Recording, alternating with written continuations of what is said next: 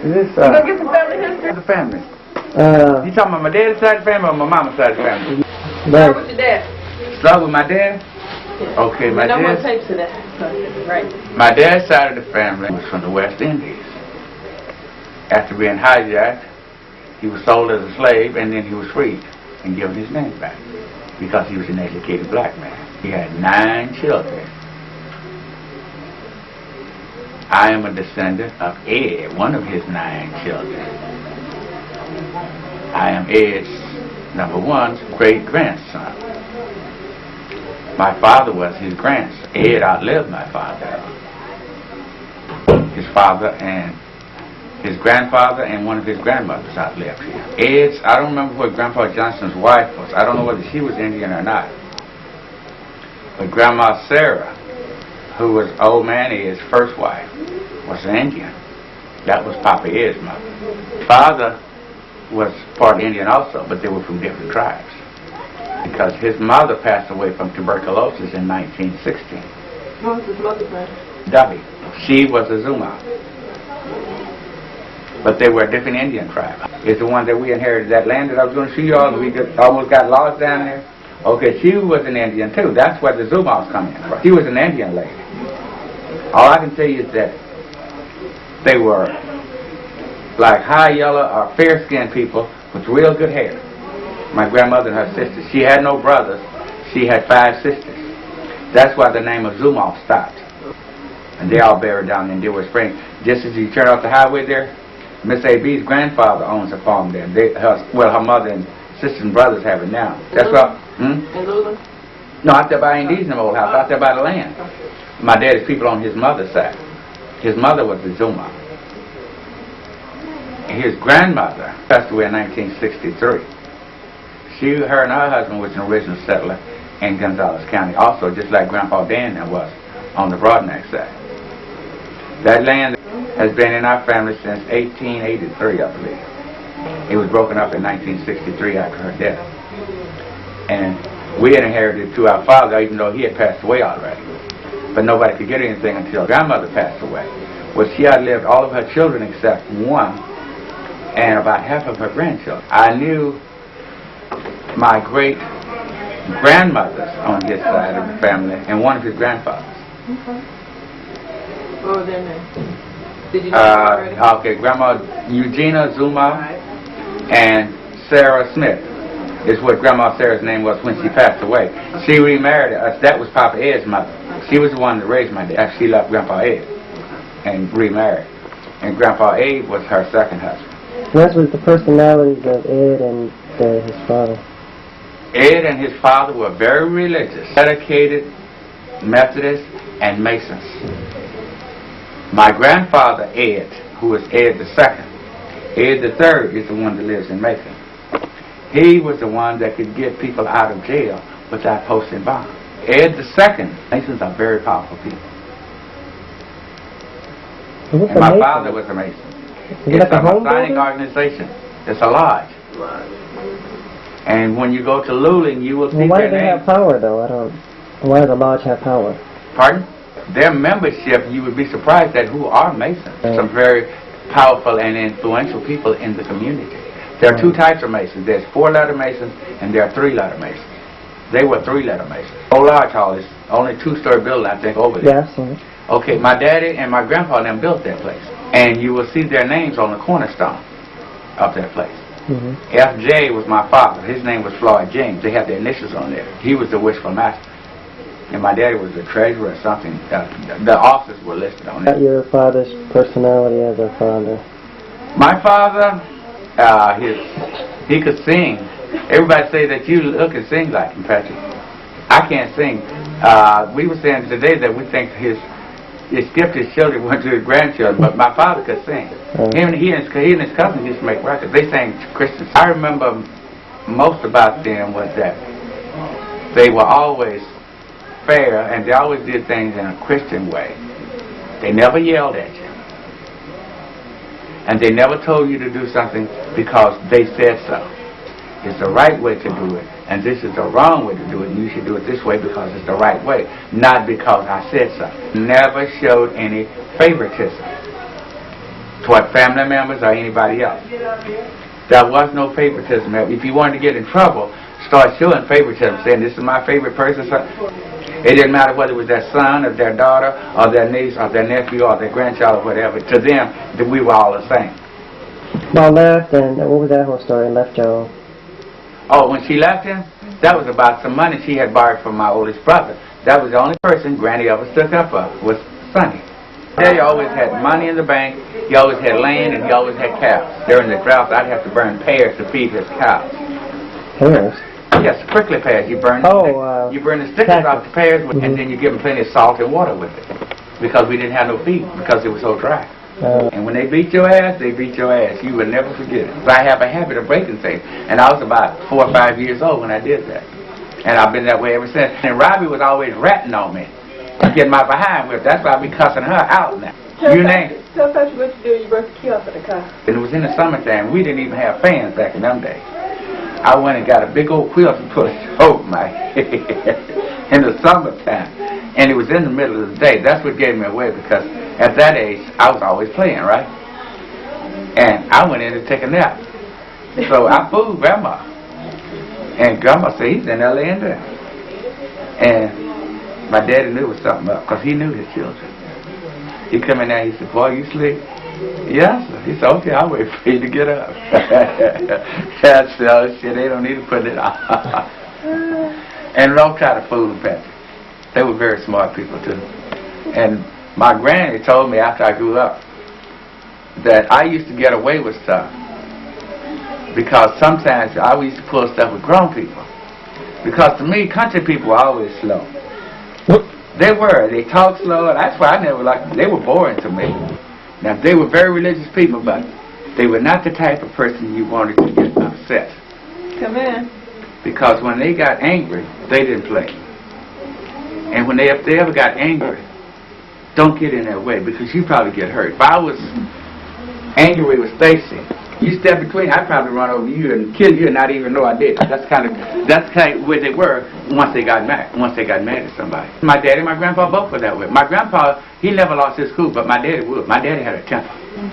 He did not play. When we were kids growing up, it's strange to me now to hear my sisters use the N-word all around him. They never used the word, and he was not allowed, and they didn't curse. And look at his kids. And they didn't drink. My daddy drank a little bit with his brothers when he was young. And I think he stopped drinking about the time I was born, when I was a little baby. And he smoked Lucky Strike cigarettes. My grandfather never smoked or drank in his lifetime. Now, my mom would tell me that there were times when somebody would have a tragedy or something in their family and take them to the liquor store to get it, even loan them the money to buy it, but he would not go in the liquor store to get it. The Broadnax side goes back to Grandpa Dan, Mildred's not Grandpa Austin's father. He was an ex-slave from Virginia. Slaves in Texas didn't know they were free until 1865. They did not free them until 1865, but Texas refused to until 1865. He left Virginia, but he ended up here in Texas, down there in Gonzales County. She was the daughter of slave. That was Grandpa Austin's mother. And she was a very dark-skinned black lady. I think she was a daughter, and Grandpa Dan was an ex-slave. And he was Grandma's grandfather. 5 girls and 5 boys in the Broadnax family. And Grandpa Austin was in the middle. He was born in 1880. And Uncle Joe was the oldest. I don't know when Uncle Joe was born. But it was 10 of them. And some of the people in the Broadnax family, I am kin to twice. Double that. The Cochrans in the Broadnax reunion down there, Mary and Merle and Olivina, those are Grandma's double cousins. Broadnax side and the Cochran side. Her grandma, you hear Grandma Patsy talk, mother was named Grandma Callie. Merle's and Daddy and Grandma Patsy were first cousins. Grandpa Austin and their mother, Aunt Audie, were sisters and brothers.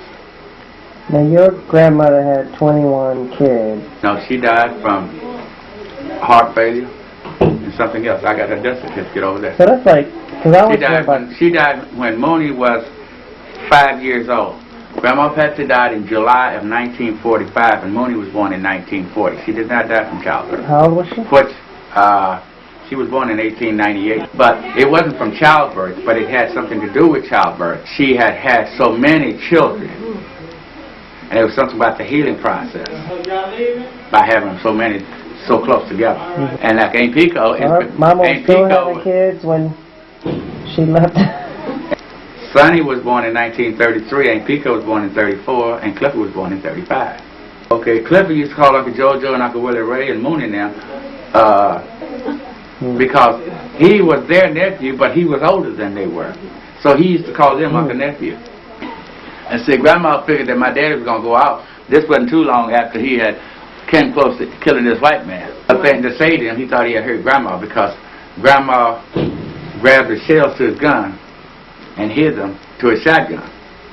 So he was going to, the dude was drunk anyway, right? And he was going to beat him. He probably would have beat him to death with the butt of that gun. But Sonny and Clifford drug him out because my mama was raised with the white man. And we were sharecroppers on their place. And the man got upset because he found out we were going to be moving because we had a place in Luling. That's when we moved to Luling. And he called my daddy the magic word, and that's when he messed up. My mama stepped between the two of them when he went to hit him with the butt of the shotgun. And he accidentally hit Grandma. He didn't hurt her that bad. He knocked the mess out of her. She said she was trying to do like they did in the cowboy movie. She ended up getting shit knocked out of her. Because he thought he had hurt her real bad, she fell over. Well, this gave my brothers a chance to drag the dude on off and get him away. She wasn't really hurt that bad as he thought she was. But that's what saved that white man's life. He would kill you. He didn't play it. But he would be something that, he would be right in what he did. But I mean, you can be right and still be wrong. But because he was a church person, some people try to take kindness as weakness. That's what I be trying to tell my sisters. A person like that, once they explode, you don't want to be around them, especially if they're religion and they're dedicated people. And that's the kind of person he was. Because I was teasing one time, it's about 2 or 3 years ago, I guess. Crazy old. I said, sure I was. Your dad was crazy when he got mad. And I kind of knew that already. But those were the type of person they were. But I had a lot of respect for them because they always did things the fair way. They didn't do it to benefit themselves. You never heard them brag about anything, even if they had something to brag about. You never heard them do that. Well, if you ask them, was this yours? They say, yeah. But that would be it. What would he have thought of his grandkids? Who? My dad? I really don't know that much. Let's see, who was born at the time? David, and David was a baby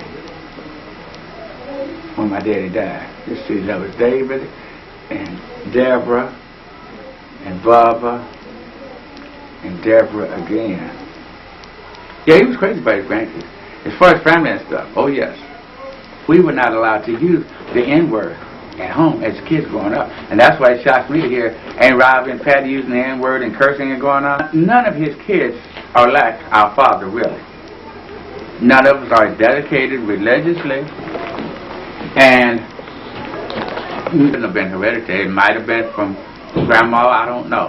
And as to what happened to her, Patty died, I think it was a combination of things. It wasn't just one person. Because she came back, I didn't know it, Patrick, until Grandma started living with me, that Grandma had dyslexia. And she refused to, you can come in. She refused to, it was like anything else, to deal with it, you have to realize that you have a problem. And she wouldn't do that because she was just too stubborn to admit anything about herself. But she used to drink a lot when she lived in Clark City on the road. That's why I'm telling you. This all started after my daddy died. That my mama just went through some changes, and no one real person knows. It was a combination of things, and I think part of it was dealing with my father's death. Everybody ain't the same. Now, but I think it was a combination of things and circumstances and what have you. Not no one thing or not no one person. Because about 1.5 years ago, I went talking to the doctors because sometimes I think she started having guilt complex from what the doctors and preachers told me. It was like a guilt complex. for what she had done. And my mother never was the person that said she was sorry. And she was not going to. I knew that. But she kind of felt guilty, and sometimes she would like want to try to push me or Pat or Robbie into something. It was like... She never said she was sorry for leaving y'all and with Enkico and... Nope, and that's the problem. The only problem that ever existed between her and my sisters was the fact that she never showed any remorse. Well, Grandma never did that with anybody. Her sisters and brothers told me a long time ago, don't expect it. She was just that way. She was just like Grandpa. He was the same way. She had part of his ways, and then she had her own in there with it. That was just Grandma. And Grandma had a problem in admitting that she was wrong about things or about her faults. You know, some people just, they know these things exist, but they can't admit it to her. And she told me as much about in certain things. She said she knows she did it, but you know, she just didn't know how to, basically she was saying she didn't know how to deal with it. And if she didn't, she was not going to ask you for help. But how old was she then? Like 20 or 30 something? No, my mama was 45. Oh, she was 45 then? Yeah, she had grandchildren. She had already raised her kids, really.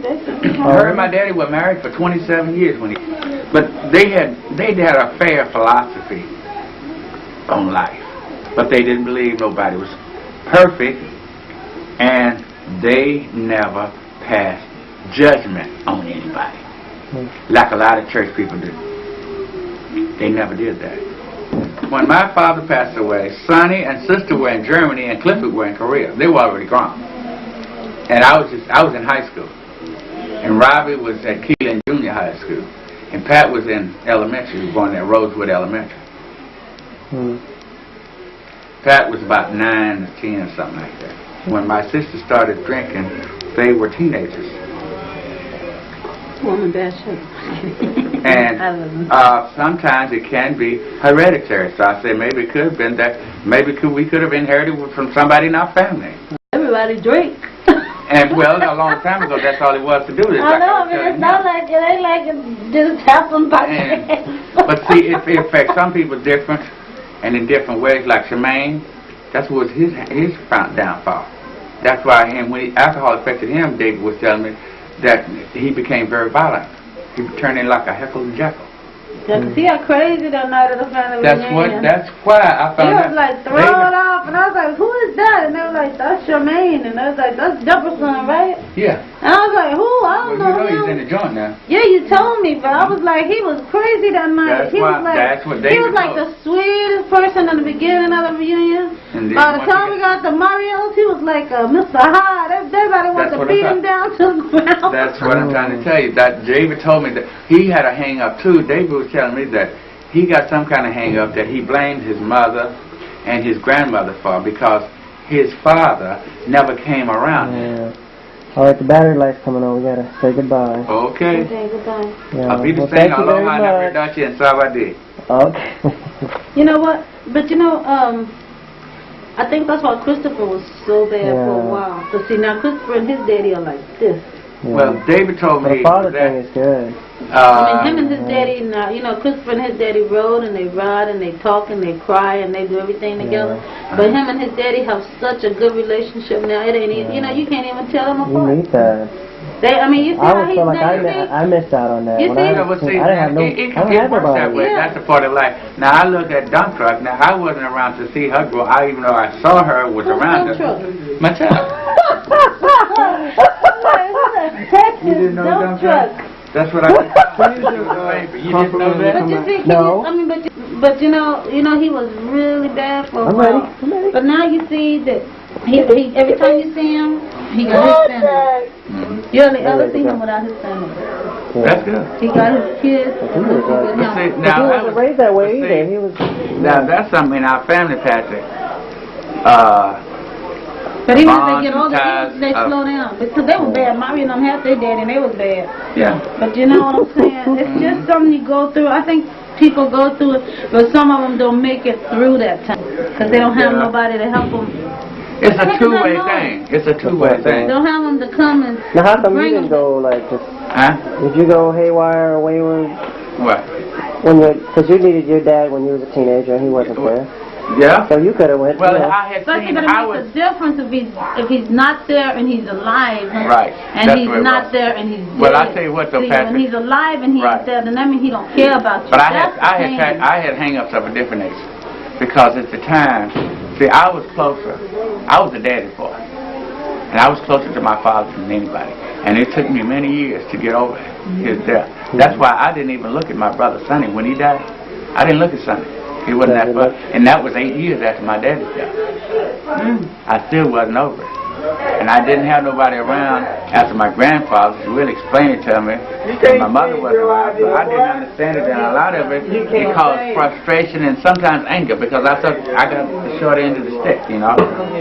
And it can cause you to feel that way. Yeah.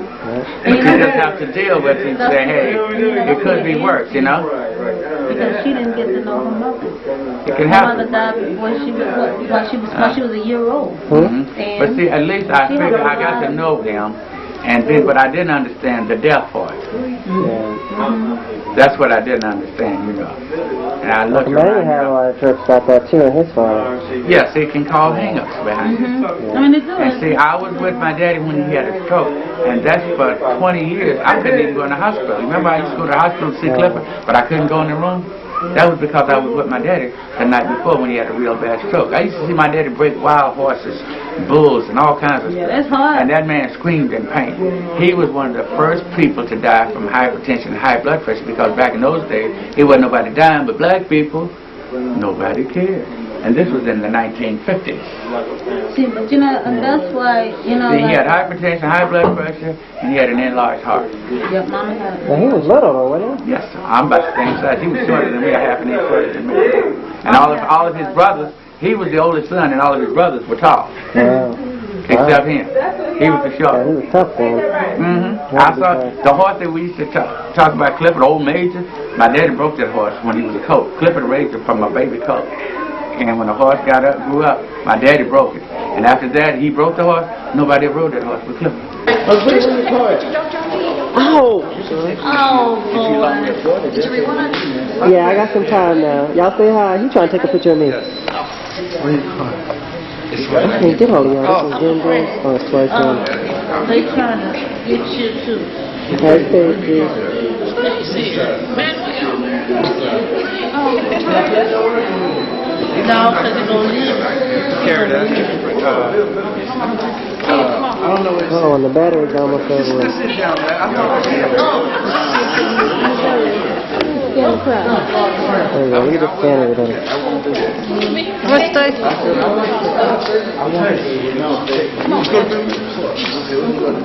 Oh, please, how you doing?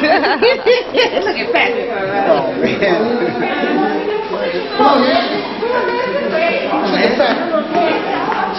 Oh, let me get out here with that.